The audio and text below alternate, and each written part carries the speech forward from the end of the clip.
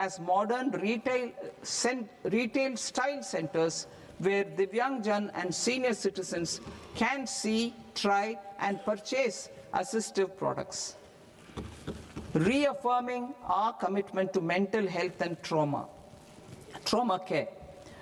There are no national institutes for mental health care in North India.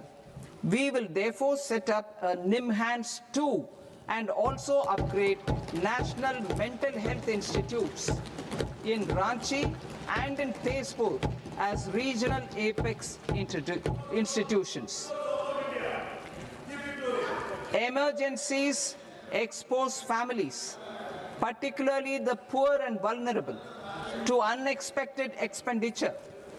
We will strengthen and increase these capacities by 50% in district hospitals by establishing emergency and trauma care centers. Focus on Purvodaya states and northeastern regions.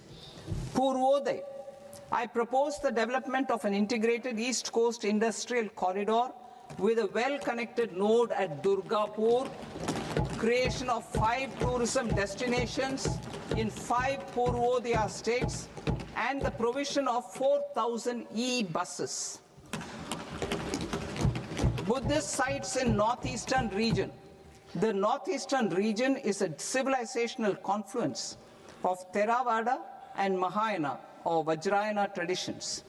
I propose to launch a scheme for development of Buddhist circuits in Arunachal Pradesh, Sikkim, Assam, Manipur, Mizoram, and Tripura. The scheme will cover preservation of temples and monasteries, pilgrimage interpretation centers, connectivity, and pilgrim amenities. 16th Finance Commission. On 17th November 2025, the 16th Finance Commission submitted its report to the President. As mandated under Article 281 of the Constitution, the government is to lay the report along with the explanatory memorandum on the action taken report on the recommendations of the Commission in Parliament, which, Sir, Honourable Speaker, you've allowed me to do at the commencement of this session. The government has accepted the recommendation of the Commission to retain the vertical share of devolution at 41%. As recommended by the Commission, I have provided 1.4 lakh crores of rupees to the states for the year 2026-2027 as Finance Commission grants. These include rural and urban local body and disaster management grants. Fiscal consolidation. Government has been delivering on our fiscal commitments consistently without compromising on social needs. To strive towards accepted standards of fiscal management in Budget 25-26, I had indicated that the central government would target reaching a debt to GDP ratio of 50 plus or minus 1% by 2030-31.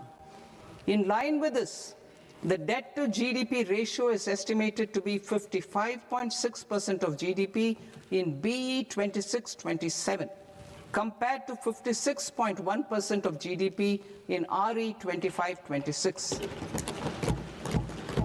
A declining debt to GDP ratio will gradually free up resources for priority sector lending and expenditure by reducing the outgo on interest payments. One of the main operational instruments for debt targeting is the fiscal deficit. I am happy to inform this august House that I fulfilled my commitment made in 2021-2022 to reduce fiscal deficit below 4.5% of GDP by 25-26. In RE 25-26, the fiscal deficit has been estimated at par with BE of 2025-26 at 4.4% of GDP. In line with the new fiscal prudence path of debt consolidation, the fiscal deficit in BE 26-27 is estimated to be 4.3% of the GDP.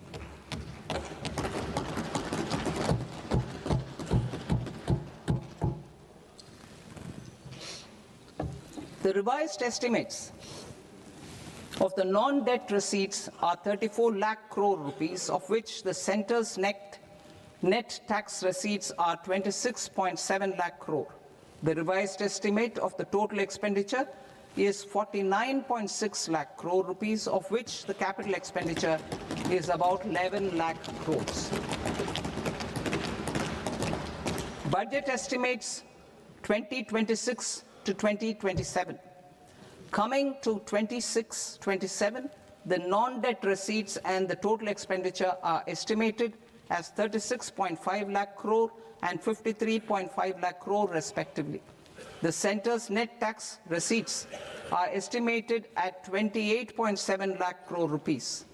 To finance the fiscal deficit, the net market borrowings from dated securities are estimated at 11.7 lakh crore rupees.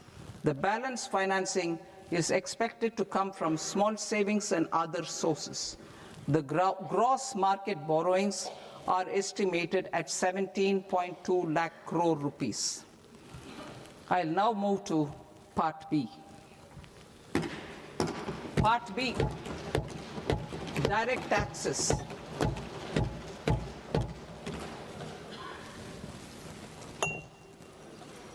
Honorable Speaker, sir, I now present my proposals on direct taxes. New Income Tax Act.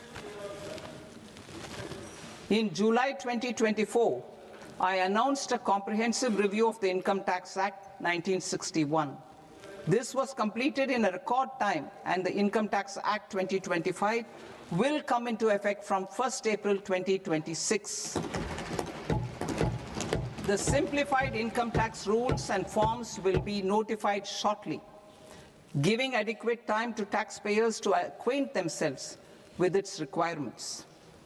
The forms have been redesigned such that ordinary citizens can comply without difficulty.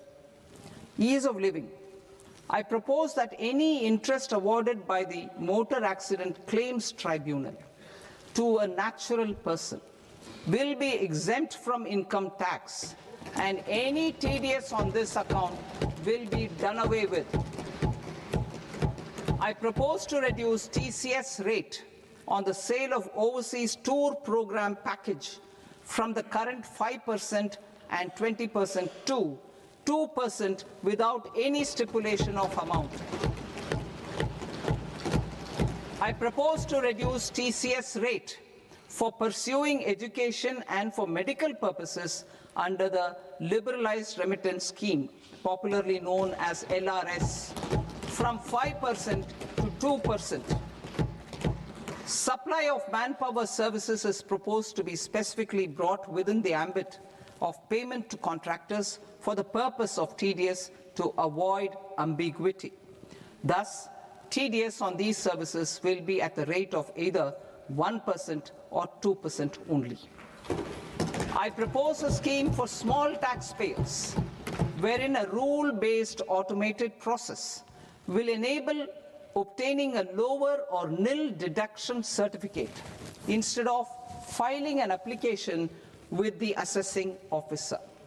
For the ease of taxpayer holding securities in multiple companies, I propose to enable depositories to accept Form 15G or Form 15H from the investor and provide it directly to various relevant companies. I propose to extend time available for revising returns from 31st December to up to 31st March with the payment of a nominal fee. I also propose to stagger the timeline for filing of tax returns. Individuals with ITR 1 and ITR 2 returns will continue to file till 31st July, and non-audit business cases or trusts are proposed to be allowed time till 31st August. TDS on sale of immovable property by a non-resident is proposed to be deducted and deposited through resident buyers and his or her PAN-based challan instead of requiring a TAN, which is a temporary accounting number. To address practical issues of small taxpayers like students, young professionals, tech employees, relocated NRIs, and such others, I propose to introduce a one-time 6-month foreign asset disclosure scheme for these taxpayers to disclose income or assets below a certain size. This scheme would be applicable for two categories of taxpayers, namely, A, who did not disclose their overseas income or assets, and B, who disclosed their overseas income and or paid due tax but could not declare the asset acquired. For category A, the limit of undisclosed income or asset is proposed to be up to 1 crore rupees. They need to pay 30% of fair market value of asset or 30% of undisclosed income as tax and 30% as additional income tax in lieu of penalty and would thereby get immunity from prosecution. For category B, asset value is proposed to be up to 5 crore rupees. Here, immunity from both penalty and prosecution will be available with a payment of fee of 1 lakh rupees. Rationalizing penalty and prosecution. Multiplicity of proceedings are hindrance to the ease of doing business. I propose to integrate assessment and penalty proceedings by way of a common order for both. There will be no interest liability on the taxpayer on the penalty amount for the period of appeal before the first appellate authority, irrespective of the outcome of appeal process. Further, quantum of prepayment is being reduced from 20% to 10% and will continue to be calculated only on core tax demand. As an additional measure for reducing litigation, I propose to allow taxpayers to update their returns even after reassessment proceedings have been initiated, and an additional 10% tax rate over and above the rate applicable for the relevant year. The assessing officer will then use only this updated return in his proceedings. There is already a framework for immunity from penalty and prosecution in the cases of underreporting. I propose to apply this framework for immunity to misreporting too. However, in such a case, the taxpayer will need to pay 100% of the tax amount as an additional income tax over and above the tax and interest due. Penalties for certain technical defaults, such as failure to get accounts audited, non-furnishing of transfer pricing audit report, and default in furnishing statement for financial transactions are proposed to be converted into fee.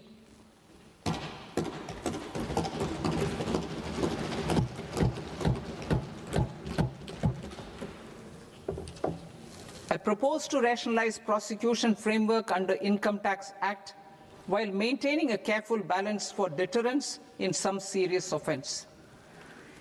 Non-production of books of account and documents and requirement of TDS payment where payment is made in kind are being decriminalized. Further, minor offenses will attract fine only. The remaining prosecutions will be graded commensurate with the quantum of offense. They will entail only simple imprisonment with maximum imprisonment reduced to 2 years and power to courts to convert even those into fines. There is no penalty. There's no penalty presently for non-disclosure of non-immovable foreign assets with aggregate value less than 20 lakh rupees. I propose to also provide them with immunity from prosecution with retrospective effect from 1/10/2024.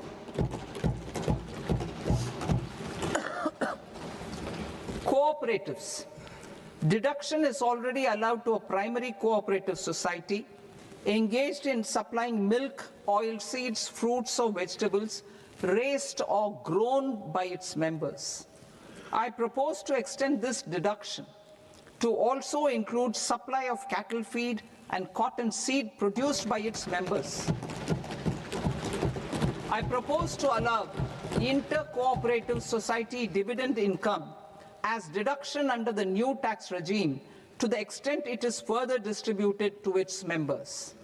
I further propose to allow exemption for a period of 3 years to dividend income received by a notified national cooperative federation on their investments made in companies up to 31/1/2026. This exemption would be allowed only for dividends further distributed to its member cooperatives. Supporting IT sector as India's growth engine. India is a global leader in software development services, IT-enabled services, knowledge process outsourcing services, and contract R&D services relating to software development. These businesses and their segments are quite interconnected with each other. All these services are proposed to be clubbed under a single category of information technology services with a common safe harbor margin of 15.5% applicable to all. The threshold for availing safe harbor for IT services is being enhanced substantially from 300 crore rupees to 2,000 crore rupees. Safe harbor for IT services shall be approved by an automated rule-driven process without any need for tax officer to examine and accept the application. Once applied by an IT services company, the same safe harbor can be continued for a period of 5 years at a stretch at its choice. For IT services companies who want to conclude advanced pricing agreement, APA, I propose to fast-track unilateral APA process for IT services and endeavor to conclude it within a period of 2 years. The period of 2 years can be extended by a further period of 6 months on taxpayers' request. I propose to extend the facility of modified returns available to the entity entering APA to its associated entities also. Attracting global business and investment. Recognizing the need to enable critical infrastructure and boost investment in data centers, I propose to provide tax holiday till 2047 to any foreign company that provides cloud services to customers globally by using data center services from India. It will, however, need to provide services to Indian customers through an Indian reseller entity. I also propose to provide a safe harbor of 15% on cost in case the company providing data center services from India is a related entity. To harness the efficiency of just-in-time logistics for electronic manufacturing, I propose to provide safe harbor to non-residents for component warehousing in a bonded warehouse at a profit margin of 2% of the invoice value. The resultant tax of about 0.7% will be much lower than in competing jurisdictions. To provide fillip to toll manufacturing in India, I propose to provide exemption from income tax for 5 years to any non-resident who provides capital goods, equipment, or tooling to any toll manufacturer in a bonded zone. To encourage vast pool of global talent to work in India for a longer period of time, I propose to provide exemption to global, non-India sourced income of a non-resident expert for a stay period of 5 years under notified schemes. I propose to provide exemption from minimum alternate tax, the MAT, to all non-residents who pay tax on presumptive basis. Tax administration. I propose to constitute a joint committee of Ministry of Corporate Affairs and Central Board of Direct Taxes for incorporating the requirements of income computation and disclosure standards, the ICDS, in the Indian Accounting Standards, Ind AS itself.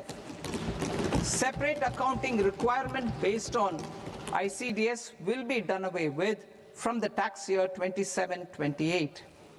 To support Prime Minister Modi's vision of homegrown accounting and advisory firms to become global leaders, I propose to rationalize the definition of accountant for the purposes of safe harbor rules. Other tax proposals. Change in taxation of buyback was brought in to address the improper use of buyback route by promoters. In the interest of minority shareholders, I propose to tax buyback for all types of shareholders as capital gains. However, to disincentivize misuse of tax arbitrage, promoters will pay an additional buyback tax. This will make effective tax 22% for corporate promoters. For non-corporate promoters, the effective tax will be 30%. TCS rate for sellers of specific goods, namely alcoholic liquor, scrap, and minerals, will be rationalized to 2%, and that on tendu leaves will be reduced from 5% to 2%.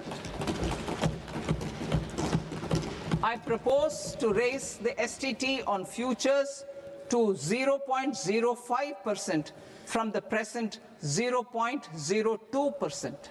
STT on options premium and exercise of options are both proposed to be raised to 0.15% from the present rate of 0.1% and 0.125% respectively. We reformed the taxation landscape for corporates in 2019 by providing them a simplified regime with lower tax rate so that they could productively focus on business rather than on claim of deductions and exemptions. To encourage companies to shift to the new regime, set-off of brought forward MAT credit, minimum alternate tax credit, is proposed to be allowed to companies only in the new regime. Set-off using available MAT credit is proposed to be allowed to an extent of 1/4 of the tax liability in the new regime. MAT is proposed to be made final tax, so there will be no further credit accumulation from 1st April 2026. In line with this change, the rate of final tax is being reduced to 14% from the current MAT rate of 15%.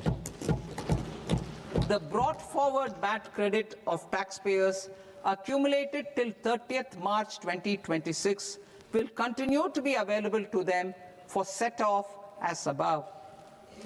Indirect taxes. I shall now take up proposals related to indirect taxes. My proposals for customs and central excise aim to further simplify the tariff structure, support domestic manufacturing, promote export competitiveness, and correct inversion in duty.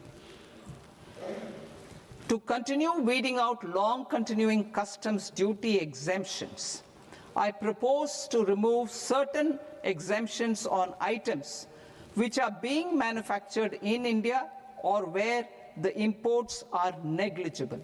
Similarly, to further simplify the process of ascertaining the rate of duty applicable on a particular item, I propose to incorporate certain effective rates in various customs notifications to the tariff schedule itself. I shall now take up sector-specific proposals. Promotion of exports of marine, leather, and textile products. I propose to increase the limit for duty-free imports of specified inputs used for processing seafoods for export from the current 1% to 3% of FOB value of the previous year's export turnover. I also propose to allow duty-free imports of specified inputs, which is currently available for exports of leather or synthetic footwear, to exports of shoe uppers as well. I propose to extend the time period for export of final product from the existing 6 months to 1 year for exporters of leather or textile garments, leather or synthetic footwear, and other leather products. Energy transition and security. I propose to extend the basic customs duty exemption given to capital goods used for manufacturing lithium-ion cells for batteries to those used for manufacturing lithium-ion cells for battery energy storage systems also. I propose to exempt basic customs duty on import of sodium antimonate for use in manufacture of solar glass. Nuclear power. I propose to extend the existing basic customs duty exemption on imports of goods required for nuclear power projects till the year 2035 and expand it for all nuclear plants irrespective of their capacity. Critical minerals. It is proposed to provide basic customs duty exemption to the import of capital goods required for the processing of critical minerals in India. Biogas blended CNG. I propose to exclude the entire value of biogas while calculating the central excise duty payable on biogas blended CNG. Civil and defense aviation. I propose to exempt basic customs duty on components and parts required for the manufacture of civilian training and other aircrafts. It is proposed to exempt basic customs duty on raw materials imported for the manufacture of parts of aircraft to be used in maintenance, repair, or overall requirements by units in the defense sector. Electronics. To deepen value addition in the consumer electronics sector, I propose to exempt basic customs duty on specified parts used in the manufacture of microwave ovens. Special economic zone. To address the concerns arising about utilization of capacity by manufacturing units in the special economic zones due to global trade disruptions, I propose as a special one-time measure to facilitate sales by eligible manufacturing units in SEZs to the domestic tariff area at concessional rates of duty. The quantity of such sales will be limited to a prescribed proportion of their exports. Necessary regulatory changes will be undertaken to operationalize the measures while ensuring level playing field for the units working in the DTA. Ease of living. To rationalize the customs duty structure for goods imported for personal use, I propose to reduce the tariff rate on all dutiable goods imported for personal use from 20% to 10%. To provide relief to patients, particularly those suffering from cancer, I propose to exempt basic customs duty on 17 drugs or medicines. I propose also to add 7 more rare diseases for the purposes of exempting import duties on personal imports of drugs, medicines, and food for special medical purposes used in their treatment. Customs process. India's role and share in the global trade is poised for a major leap in line with our ambition and journey towards Vikasit Bharat. In this regard, I propose many measures for custom processes to have minimal intervention for smoother and faster movement of goods and greater certainty to the trade. Trust-based systems. I propose to enhance duty deferral period for Tier 2 and Tier 3 authorized economic operators, known as AEOs, from 15 days to 30 days. I propose to provide eligible manufacturer importers the same duty deferral facility.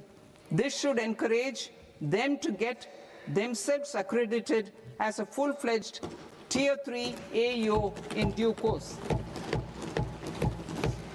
To provide greater certainty and for better business planning, I propose to extend validity period of advance ruling binding on customs from the present 3 years to 5 years. In the spirit of the whole of government approach,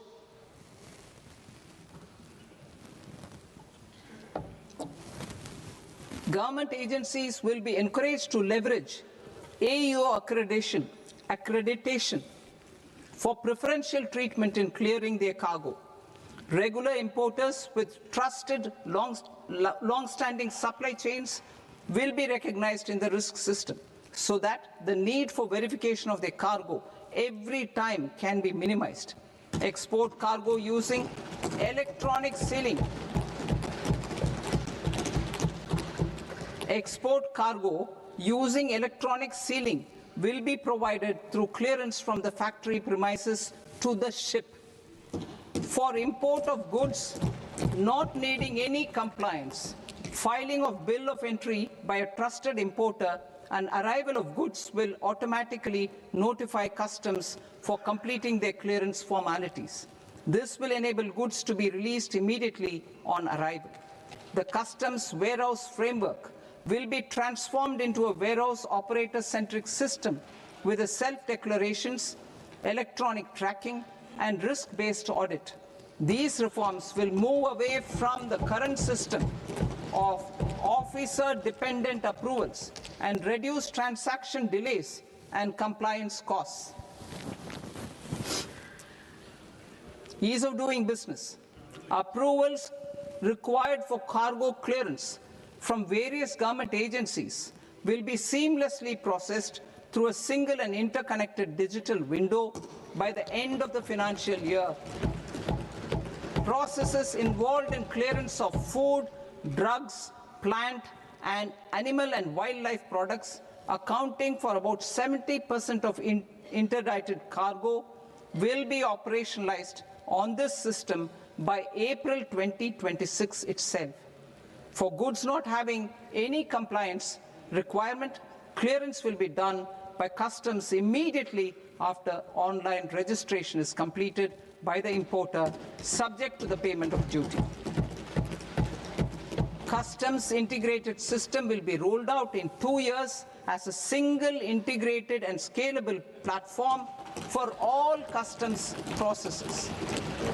Utilization of non-intrusive scanning with advanced imaging and AI technology for risk assessment will be expanded in a phased manner with the objective to scan every container across all the major ports. New export opportunities to support Indian fishermen to fully harness the economic value of marine resources beyond our territorial waters. The following measures will be taken. A. Fish catch by an Indian fishing vessel in exclusive economic zone or on the high seas will be made free of duty. Landing of such fish on foreign port will be treated as export of goods. Safeguards will be put in place to prevent misuse during fish catch, transit, or transshipment. To support aspirations of India's small businesses, artisans, and startups to access global markets through e-commerce, I am pleased to announce complete removal of the current value cap of 10 lakh rupees per consignment on courier exports. In addition, handling of rejected and returned consignments will be improved with effective use of technology for identifying such consignments. I propose to revise provisions governing baggage clearance during international travel to address genuine concerns of passengers. The revised rules will enhance duty-free allowances in line with the present-day travel realities and provide clarity in temporary carriage of goods brought in or taken out. There are honest taxpayers who are willing to settle disputes by paying all their dues, but they get deterred due to negative connotation associated with penalty. They will now be able to close cases by paying an additional amount in lieu of penalty. Honorable Speaker, sir, with this, I commend the budget to this august House. Jai Hind.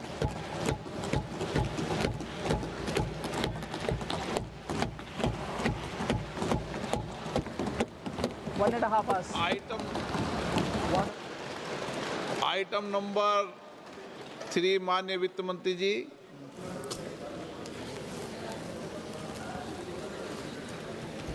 Item number 2, sir. 3. Sir, with your permission, I rise to lay on the table of the following statements under Section 3, 1 of the Fiscal Responsibility and Budget Management Act of 2003.